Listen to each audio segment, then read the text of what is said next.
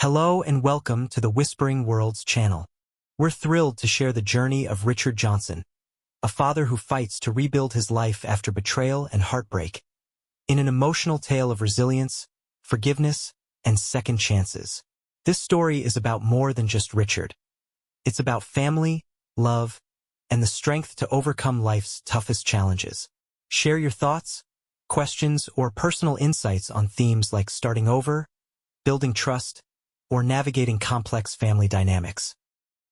The early morning sun filtered through the gauzy curtains of the Johnsons' suburban home, casting a warm glow on a scene of domestic bliss. Richard Johnson, a software engineer in his early 40s, stood at the kitchen counter, packing lunches for his children. His movements were methodical, a testament to the routine he had built over the years as a hands-on father. The faint smell of fresh coffee lingered in the air as the sound of children's laughter filled the house. "Dad, can you cut my sandwich into dinosaurs?" 5-year-old Ellie chirped, her blue eyes wide with excitement. Her older brother, Max, rolled his eyes but couldn't suppress a smile. Richard chuckled. "Of course, Ellie. Dino sandwiches coming right up." In the background, his wife, Laura, breezed into the room, her dark hair falling in loose waves over her shoulders. Dressed impeccably as always, she was a picture of poise and charm. She kissed Richard on the cheek before heading to the coffee maker. "Morning, hon. You're up early," she said, taking her mug and settling into a chair. "It's a busy day," Richard replied, glancing at her over his shoulder. "Client presentation at noon, then picking up the kids from soccer practice." Laura smiled faintly, her eyes flicking toward her phone. "Don't forget, Martin's coming over for dinner tonight." Martin Bennett, the family's close friend and the children's godfather, was a frequent visitor. Richard had always trusted him implicitly, appreciating how easily Martin connected with the kids. "Right," Richard said, nodding. "I'll grab some steaks on my way home. He loves a good barbecue." Laura's expression brightened, though it wasn't clear whether it was the mention of Martin or the barbecue that pleased her. An intricate web of relationships. Martin arrived that evening, his boisterous laughter announcing his presence long before he entered the living room. He was the kind of man who could command attention effortlessly, tall, broad-shouldered, with a magnetic smile. The children adored him, often running to greet him as if he were a beloved uncle. "Uncle Martin!" Ellie and Max squealed, launching themselves into his arms. He swung them around dramatically, eliciting peals of laughter. "You two are getting way too big for this," he teased, ruffling their hair. Dinner was lively, filled with jokes and reminiscing about old times. Richard had met Martin in college, and their friendship had only grown stronger over the years. Martin had been there through everything: Richard and Laura's wedding, the births of their children, and countless milestones in between. Laura seemed especially animated that evening, her laughter ringing out more freely than usual. Richard noticed but chalked it up to her love of entertaining. After all, Laura had always been the social butterfly of the family. A subtle shift. As the weeks passed, subtle changes began to creep into the fabric of their daily lives. Martin's visits became more frequent, sometimes occurring when Richard wasn't home. Laura would explain it away casually. Martin was dropping off something for the kids or helping with a household task. Richard's trust in both Laura and Martin kept him from questioning these moments, but an inexplicable unease began to settle in the back of his mind. One evening, as Richard worked late in his home office, he heard faint laughter drifting from the living room. Curious, he stepped out and found Laura and Martin seated close together on the couch, their heads bent toward each other in an intimate exchange. They didn't notice him at first, and when they did, Laura's reaction was so quick, too quick, that it only deepened the knot of suspicion in Richard's chest. "Hey, Rich," Martin said, his voice overly cheerful. "We were just talking about the kids' school fundraiser next week." Richard forced a smile, his eyes lingering on Laura. "Sounds important," he said evenly before retreating back to his office. A cracking foundation. The next few weeks brought more signs that something was amiss. Laura grew more distant, her laughter with Martin sharper and more private. Richard couldn't ignore the pangs of doubt any longer. One night, as he lay awake beside his wife, he stared at the ceiling, wondering how his once perfect life had started to feel so fragile. For the first time in years, he considered the possibility that his trust had been misplaced. Richard had always prided himself on being a rational man. He preferred facts over feelings, logic over paranoia. But the nagging doubts that had taken root in his mind refused to be silenced. Over the next few weeks, he began to notice patterns he'd previously ignored. Laura's phone seemed glued to her hand, her laughter softer yet more frequent when Martin was around. Conversations between the two sometimes stopped abruptly when Richard entered the room. And then there were Martin's glances at Laura, not overtly inappropriate, but enough to make Richard's stomach churn. Richard decided to act. He needed clarity, not assumptions. The first step, a subtle investigation. Late one night, while Laura slept soundly beside him, Richard reached for her phone. His heart raced as he unlocked it. He'd always trusted her, never feeling the need to invade her privacy before. He navigated to her messages and froze. There were dozens of conversations, but it was her chat with Martin that caught his eye. The messages weren't outright incriminating but carried an intimacy that felt misplaced. Martin, dinner tonight was amazing. I don't know how you do it all. Laura, you bring out the best in me, Marty. Richard's breath hitched. Marty, a name he'd never heard her use before. The exchange felt far too personal, the kind of warmth reserved for lovers, not friends. Confrontation deferred. The next morning, Richard couldn't look at Laura without imagining the messages. But he didn't confront her, not yet. Instead, he focused on observing, waiting for more clarity. That weekend, Martin visited again. The kids were thrilled, pulling him outside to play soccer in the backyard. Richard watched from the kitchen window as Martin effortlessly juggled the ball while Ellie and Max cheered him on. They adore him, Laura said softly from behind him, a wistful smile on her lips. Richard turned to her, searching her expression. Of course they do. He's always been good with them. Her eyes flickered, just for a moment, and Richard felt a wave of anger. He forced himself to remain calm. I think I'll join them, Richard said abruptly, stepping outside. As he played with the kids and Martin, Richard couldn't shake the tension simmering just beneath the surface.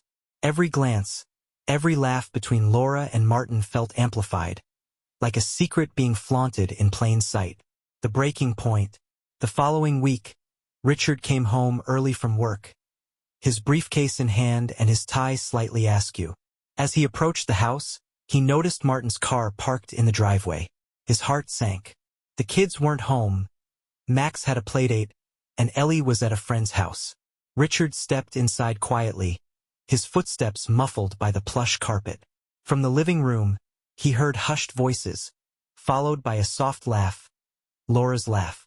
He moved closer, stopping just outside the doorway. Peeking in, his worst fears were confirmed. Laura and Martin sat on the couch, their bodies angled toward each other, hands intertwined. The way they looked at each other wasn't something Richard could dismiss as platonic. Martin, Laura was saying, her voice low and tender, I don't know how much longer I can keep this up. Richard's chest tightened. Before he could stop himself, he stepped into the room. Keep what up? His voice cut through the air like a blade. Laura and Martin sprang apart, guilt etched across their faces. Richard, Laura stammered, her cheeks flushing. I didn't hear you come in. No, I'm sure you didn't, Richard said, his tone cold. He turned his gaze to Martin. You too, I assume? Martin opened his mouth but said nothing. The silence was deafening. The end of trust. Explain, Richard demanded, his voice rising. Tell me why my wife and my best friend are sitting here like this in my own home. It's not what it looks like, Laura began, her voice trembling.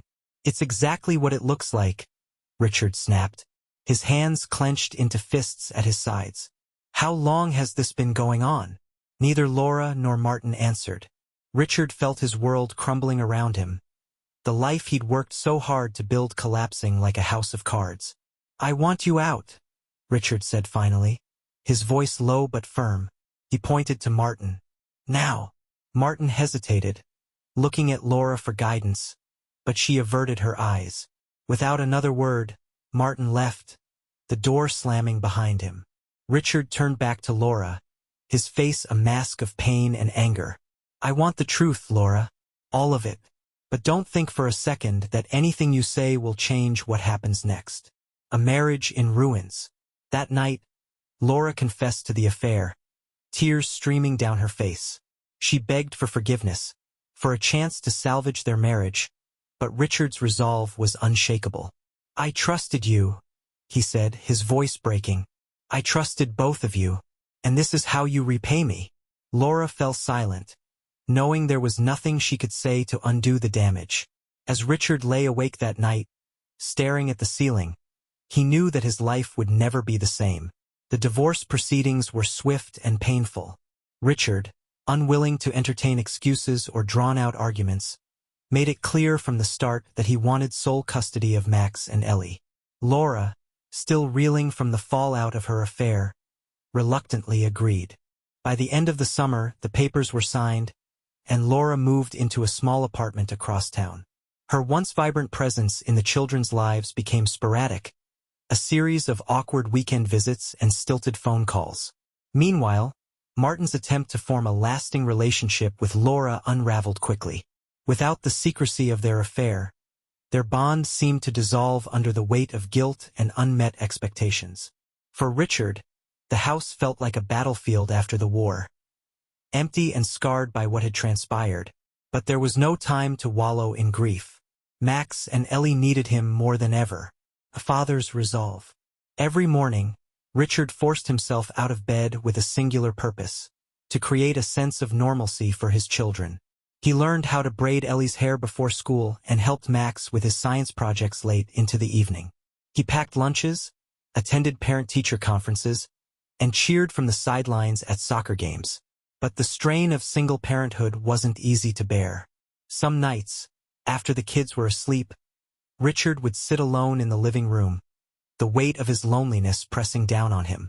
One evening, his neighbor Janet, a retired schoolteacher who had always been fond of the Johnson family, stopped by with a casserole.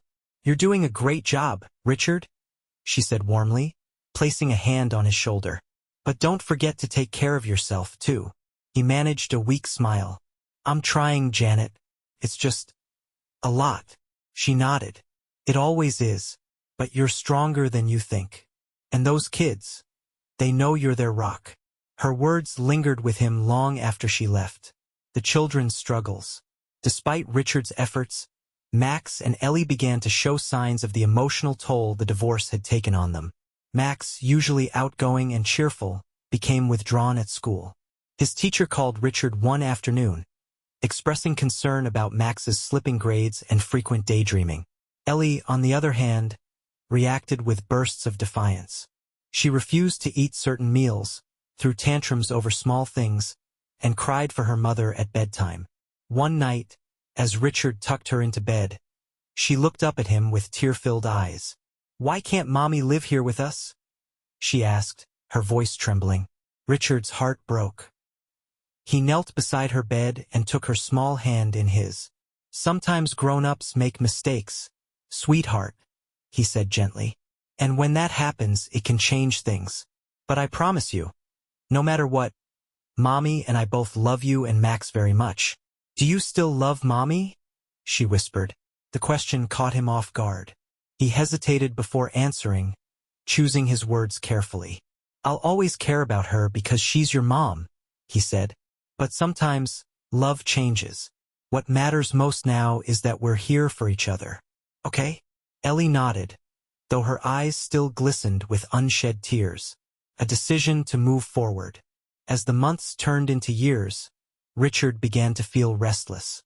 The house, once a place of warmth and laughter, now felt like a museum of memories he couldn't escape. One evening, as he sorted through boxes in the attic, he found an old photo album. Flipping through the pages, he saw snapshots of birthdays, holidays, and family vacations. Each photo was a bittersweet reminder of what had been lost. He paused on a picture of Max and Ellie building sandcastles on the beach. They looked so happy, so carefree. Richard closed the album and took a deep breath. It was time for a fresh start, a new beginning. After discussing it with the children, Richard decided to move to another city. He found a promising job opportunity in Denver, a city with excellent schools, plenty of parks, and a chance to rebuild their lives away from the shadow of the past. Max was hesitant at first, worried about leaving his friends behind. But Ellie, now a bright and curious 7-year-old, seemed excited by the idea of an adventure. The process of packing and selling the house was bittersweet. As Richard walked through the empty rooms one last time, he felt a pang of sorrow but also a glimmer of hope. "This is for us," he whispered to himself, stepping out the front door with the kids by his side. The road ahead. The drive to Denver was long but filled with moments of unexpected joy. The children took turns spotting license plates from different states, their laughter echoing in the car. Richard felt lighter than he had in years. As they approached their new home, a cozy house on a quiet street, Richard parked the car and turned to Max and Ellie. "This is it," he said, smiling. "Our new beginning." The children's faces lit up as they scrambled out of the car, racing to explore the house. Richard stood on the sidewalk for a moment, taking it all in. For the first time in a long while, he felt like he could breathe again. The new house was smaller than their old one, but it was cozy and full of potential. Sunlight poured through the large bay windows in the living room, and the backyard, with its towering oak tree, quickly became the children's favorite spot. Richard threw himself into creating a warm, welcoming space for Max and Ellie.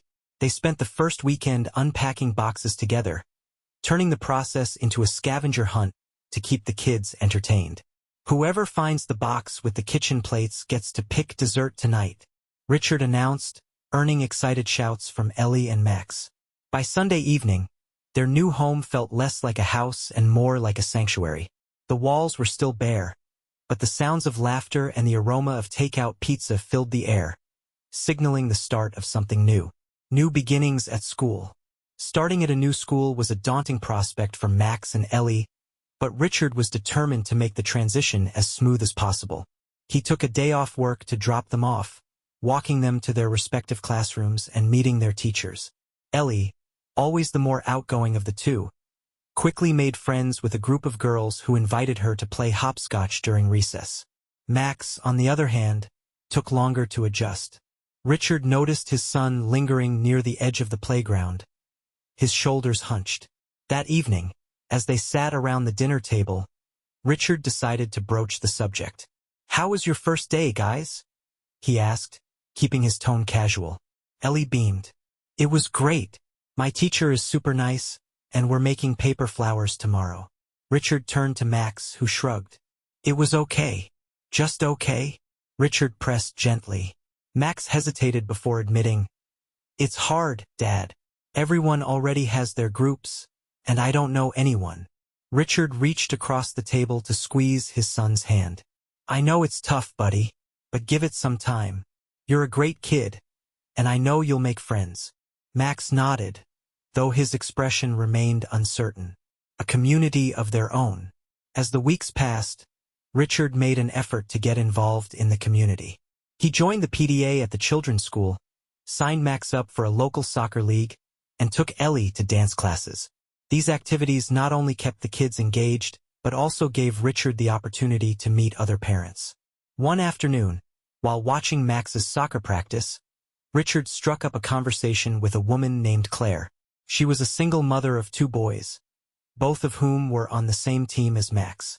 "It's nice to see another parent out here cheering every week," Claire said with a warm smile. Richard chuckled. "It's the highlight of my week. Plus, Max needs all the encouragement he can get." Claire laughed. "He's doing great. My youngest is still trying to figure out which way to kick the ball." The two talked until practice ended, exchanging stories about parenting challenges and the joys of watching their kids grow. By the time they parted ways, Richard felt lighter, as if he'd taken another small step forward. Unexpected connections. Ellie and Max adjusted to their new life in Denver faster than Richard had anticipated. Ellie thrived in her dance class, and Max slowly began to find his footing on the soccer field and in school. One evening, As Richard helped Max with his math homework, his son paused and looked up. "Dad, do you like it here?" Max asked, his voice thoughtful. Richard set down the pencil and smiled. "I do. What about you? Are you starting to feel at home?" Max nodded slowly. "Yeah, it's different, but good different." Richard's heart swelled with relief. The next weekend, Claire invited Richard and the kids to a neighborhood barbecue at her house. It was the first social event Richard had attended since the move, and while he was nervous, he knew it was important for both him and the kids to connect with others. The barbecue was lively, filled with the smell of grilled burgers and the sound of children's laughter.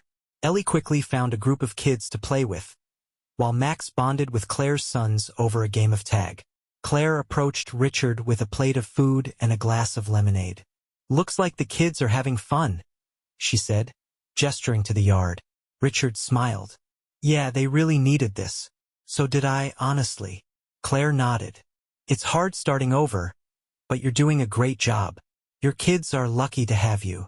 Richard felt a warmth in her words, a reassurance that he hadn't realized he needed, a glimpse of hope. That evening, as Richard tucked Ellie into bed, she looked up at him with sleepy eyes.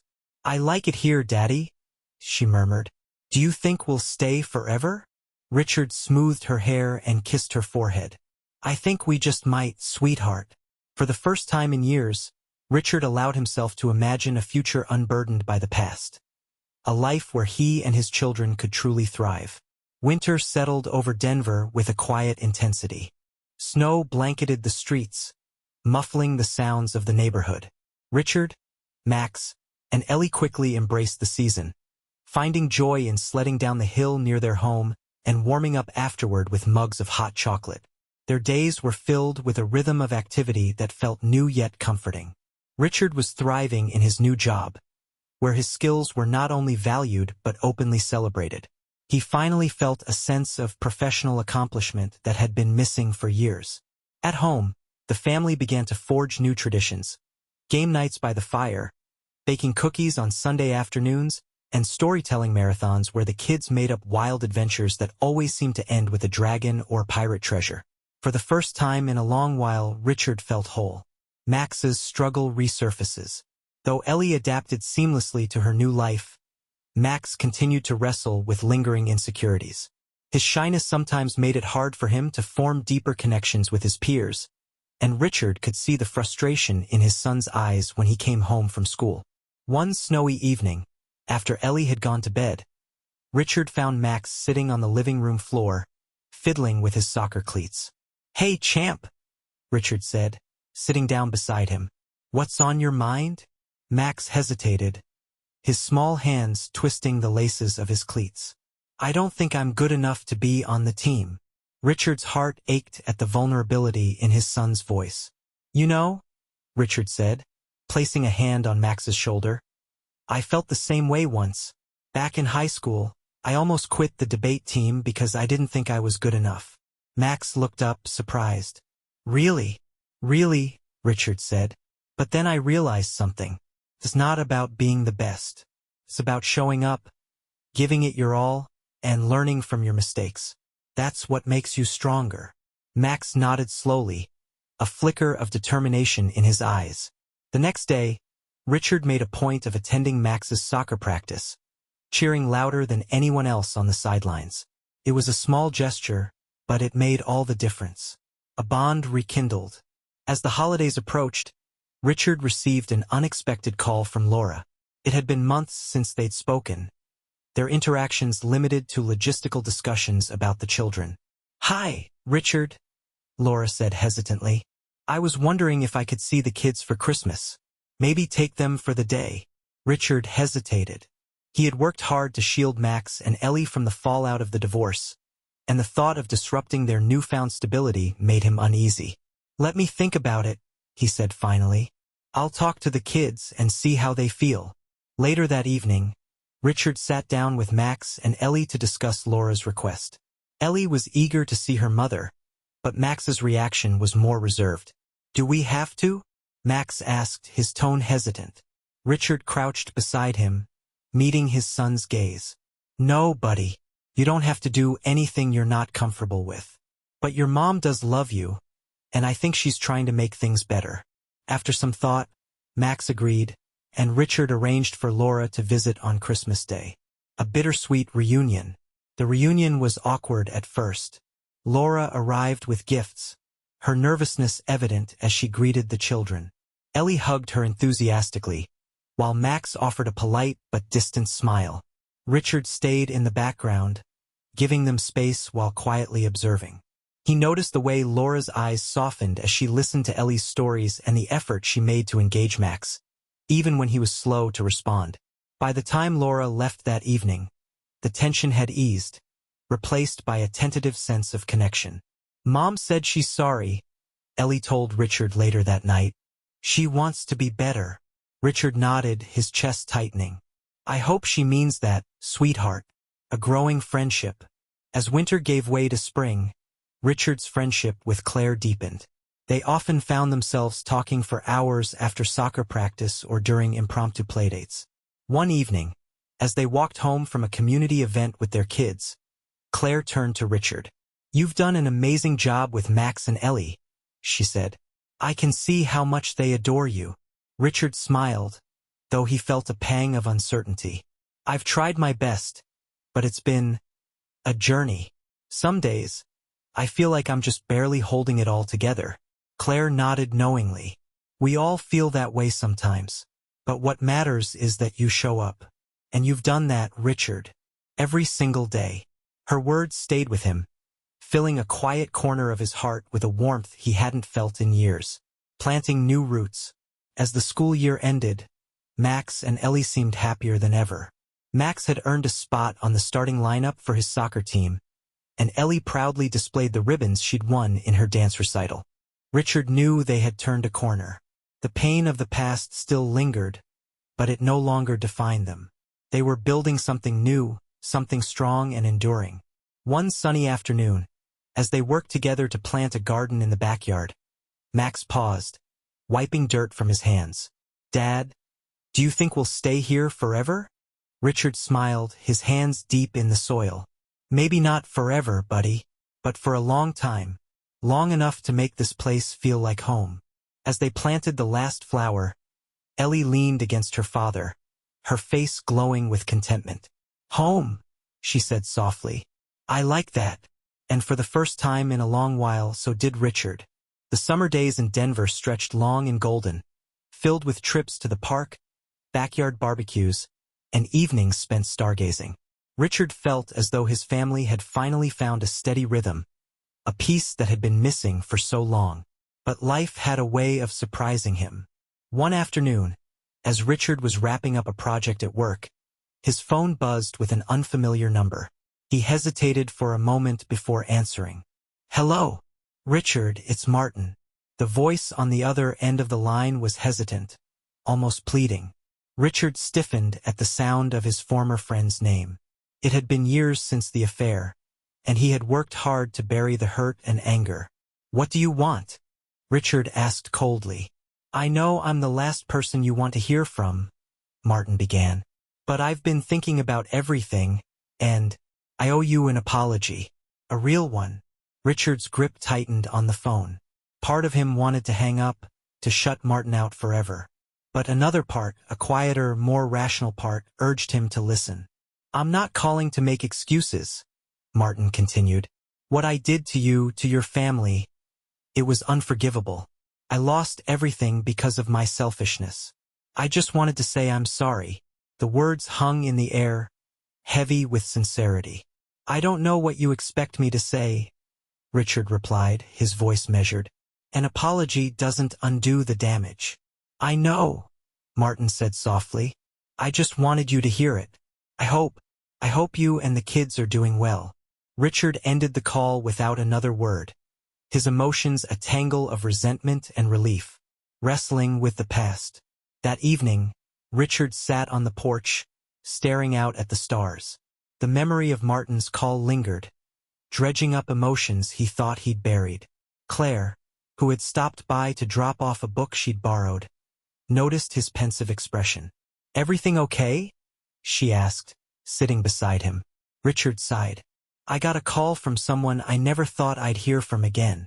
Claire waited, her expression open and understanding. It was Martin, Richard admitted. He apologized. Said he regrets everything. Claire frowned. How do you feel about that? I don't know, Richard confessed. Part of me wants to tell him to stay out of my life forever. But another part of me, I guess I needed to hear it. Claire nodded. Sometimes forgiveness isn't about letting the other person off the hook. It's about freeing yourself from the weight of it all. Richard looked at her, the truth of her words sinking in. Maybe you're right. A milestone for Max. The following week, Max played in the championship game for his soccer league.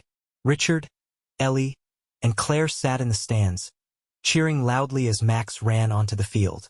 The game was intense, each team battling fiercely for control. Max played with a determination Richard hadn't seen before, his confidence shining through with every pass and shot. With only minutes left on the clock, Max scored the winning goal, securing the championship for his team. The crowd erupted into cheers as Max's teammates swarmed him in celebration. Richard felt a swell of pride as he watched his son beam with joy. For so long, Max had doubted himself, but now he stood tall, his confidence renewed. That was amazing, Ellie shouted, jumping up and down. It sure was, Richard agreed, his voice thick with emotion. After the game, Max ran over to his family, his face flushed with excitement. Did you see that, Dad? He asked, breathless. I saw it, Richard said, pulling him into a hug. I'm so proud of you, Max. You've come so far. Max grinned, his eyes shining. Thanks, Dad. I couldn't have done it without you. The spark of something new. Later that evening, after the kids had gone to bed, Richard and Claire sat on the porch, sipping glasses of wine. The warm night air was filled with the sound of crickets and the faint hum of neighborhood activity. You've really built something special here, Claire said, glancing at Richard. It hasn't been easy, he admitted, but I think we're finally in a good place. Claire smiled. You deserve it, Richard. You and the kids. For a moment, their eyes met, and Richard felt a flicker of something he hadn't felt in years. Hope. Claire, he began, his voice hesitant. I just want to say thank you for everything. You've been such a good friend to me and the kids. Her smile softened. And you've been a good friend to me, too. I'm glad we found each other. As they sat together under the stars, Richard realized that perhaps life had more in store for him than he'd dared to imagine. In the weeks that followed, Richard found himself reflecting more and more on his conversation with Martin. Though he hadn't forgiven his former friend entirely, Claire's words about letting go had resonated with him. Carrying the weight of resentment, he realized, only anchored him to a past he no longer wanted to live in. One Saturday morning, as Max and Ellie played in the backyard, Richard sat down at the kitchen table and drafted an email. Subject, moving forward. Martin, I appreciate your call and your apology. It doesn't erase what happened, but it gave me something I didn't realize I needed. Closure. For years, I held on to my anger, and while it felt justified, it also kept me from moving forward. That ends now. I'm not saying I forgive you completely, but I'm choosing to let go of the bitterness. I hope you can find a way to rebuild your own life, just as I'm rebuilding mine. Richard. Richard reread the email twice before hitting send. As he closed his laptop, he felt an unexpected lightness, as though a weight had been lifted from his chest. A new chapter for Max and Ellie. With summer in full swing, Richard focused on creating memories with Max and Ellie. They took weekend trips to nearby hiking trails, spent afternoons exploring museums, and even ventured to a small amusement park just outside the city. One evening, as they roasted marshmallows over a backyard fire pit, Max turned to Richard. Dad, do you think we'll always be this happy? He asked, his voice thoughtful. Richard smiled, gazing at his son and daughter, their faces glowing in the firelight. Happiness isn't something that just happens, buddy. It's something we build, together. And as long as we keep working at it, I think we'll be just fine. Ellie grinned, sticky marshmallow smeared across her cheeks. Then let's keep building, Daddy. Richard laughed, pulling both kids into a hug. A shift with Claire. As the summer days grew longer, Richard and Claire's friendship began to shift in subtle ways. Their conversations grew deeper, more personal, and Richard found himself looking forward to their time together in a way he hadn't expected. One evening, after a neighborhood block party, Richard walked Claire home. The kids had fallen asleep in her living room, exhausted from an afternoon of games and running around. "Thanks for hosting," Richard said as they stood on her porch. "The kids had a great time." "So did I," Claire replied, her smile warm. For a moment, neither of them spoke. The air between them felt charged, and Richard could see the question in Claire's eyes, mirrored in his own thoughts. Finally, he cleared his throat. "Claire, I've been thinking about us, about this." Her smile faltered slightly, replaced by an expression of quiet curiosity. "What about it?" I want to make sure I'm not rushing into anything," he admitted. "You've been such an important part of our lives, and the last thing I'd want is to ruin that." Claire nodded slowly. "I understand. But, Richard, I think what we have is worth exploring.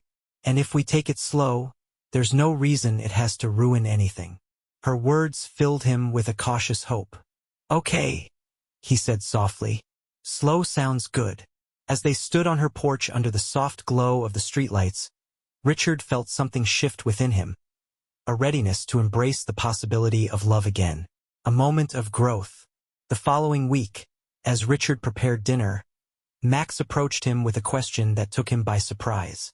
"Dad," Max began, fidgeting with the hem of his shirt, "do you think Mom will ever come visit us again?" Richard paused, setting down the spatula. He knelt to Max's level, meeting his son's gaze. "She might," Richard said honestly.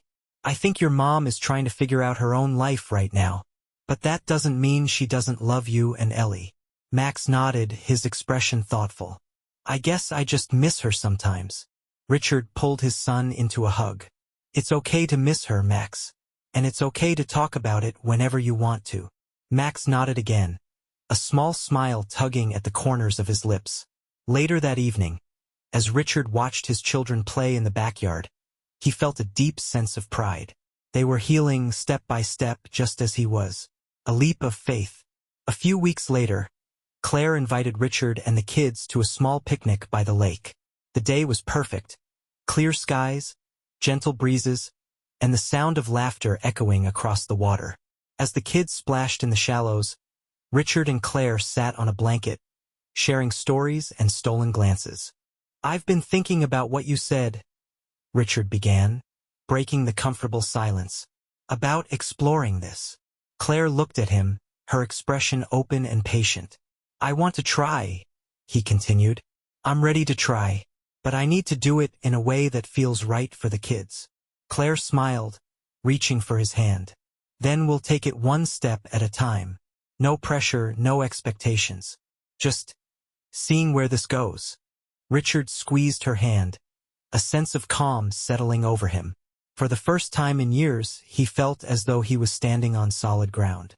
As the sun dipped below the horizon, painting the sky in hues of orange and pink, Richard felt something he hadn't in a long time. Hope. Summer slipped into autumn, painting Denver in shades of amber and gold. Life for Richard, Max, and Ellie had found a steady rhythm. The kids were thriving at school, and Richard felt more at ease in his role as a single parent than he ever had before. Meanwhile, his relationship with Claire had begun to blossom into something deeper. They still took things slow, careful to balance their growing feelings with the needs of their children. Quiet dinners, long conversations, and shared laughter became the cornerstone of their budding romance. One crisp October evening, as Richard and Claire sat on the back porch watching the kids carve pumpkins, he reached for her hand. "I've been thinking," Richard began, his voice low, "about how much you've come to mean to me. To all of us, really." Claire smiled, her fingers lacing with his. "You've all become pretty important to me too, Richard." He hesitated, choosing his next words carefully. "I want to be sure I'm doing this the right way. For the kids, for you, for me. I've been hurt before, and I don't want to repeat those mistakes. Claire nodded, her eyes soft with understanding. Neither do I. But we're not them, Richard. And I think we're strong enough to figure this out together. Her words filled him with a quiet confidence. For the first time in years, he allowed himself to believe in the possibility of lasting love. Max's triumph. At school, Max's teacher called Richard in for a conference. Richard's stomach churned as he sat across from the smiling woman, expecting bad news. I wanted to let you know how proud we are of Max, the teacher began. He's shown tremendous growth over the past few months. Not just academically but socially as well. Richard's eyebrows shot up in surprise. Really? The teacher nodded. He's become a leader in the classroom, helping other students with their work and even volunteering to present projects. Whatever you're doing at home, keep it up. It's making a big difference. Later that evening, Richard told Max how proud he was, earning a bashful grin from his son. You've worked so hard, buddy, Richard said, ruffling Max's hair. And it shows. Thanks, Dad, Max replied, his face glowing with pride. I just want to make you happy. You already do, Richard said, pulling him into a hug. Ellie's big moment. Ellie, too, was flourishing. Her dance class was preparing for a winter recital, and she was chosen to perform a solo piece. Though excited, Ellie grew nervous as the performance drew closer. What if I mess up? She asked one night as Richard tucked her into bed. Richard knelt beside her, brushing a strand of hair from her face. Then you get back up and keep going, he said. You're going to be amazing, Ellie, no matter what happens, because you're brave and you never give up. On the night of the recital, Richard sat in the front row with Claire and Max, his heart pounding with anticipation. As the lights dimmed and the music began, Ellie stepped onto the stage, her face a mixture of focus and determination. She performed beautifully, her movements graceful and confident.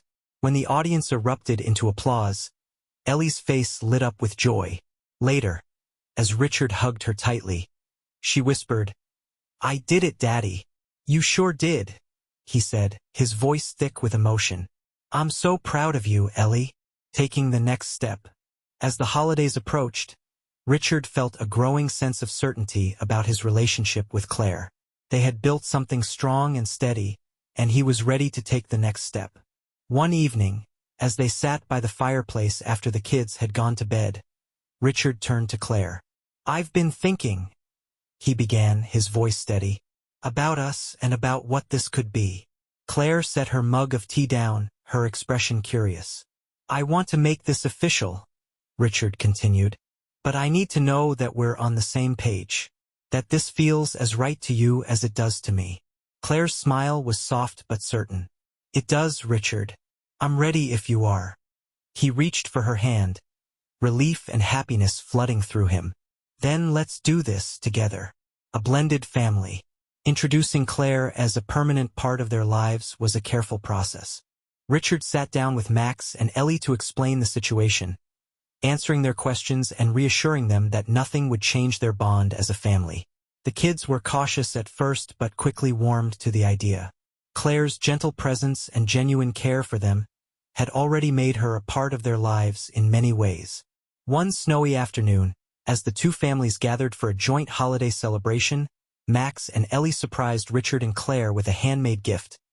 A framed picture of the four of them, surrounded by colorful handprints and the words, Our Family, written in Ellie's neat handwriting. Richard's throat tightened as he looked at the picture, his heart full to bursting. Looks like the kids approve, Claire whispered, smiling through her own tears. Richard pulled her close, his voice thick with emotion. Looks like we've got something pretty special here. A promise for the future. That night, as Richard tucked Max and Ellie into bed, Ellie looked up at him with sleepy eyes. Daddy, are we going to stay like this forever? She asked softly. Richard kissed her forehead, his voice steady. We're going to keep building this, Ellie. Together.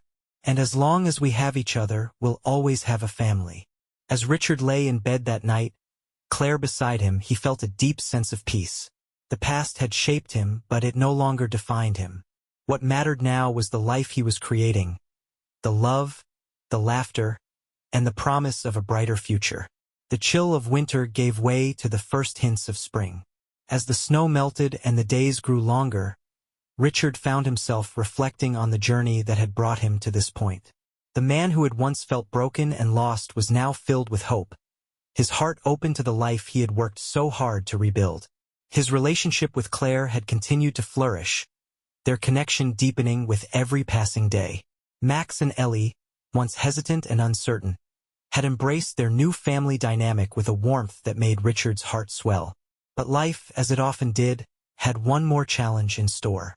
An unexpected visitor. One Saturday morning, as Richard and the kids prepared breakfast, the doorbell rang. Ellie, ever curious, ran to answer it. "Mommy!"